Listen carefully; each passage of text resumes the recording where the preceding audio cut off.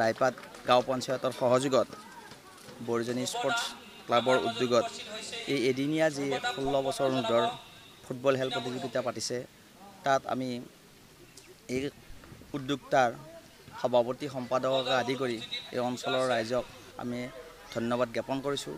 লগতে আমি আপোনালোকেও যে এই প্ৰচাৰৰ বাবে এই খেলখনৰ প্ৰচাৰৰ বাবে আমাৰ মিডিয়াৰ মানুহখিনি আহি উপস্থিত হৈছে সকলোকে আমি ধন্যবাদ জ্ঞাপন কৰিছোঁ।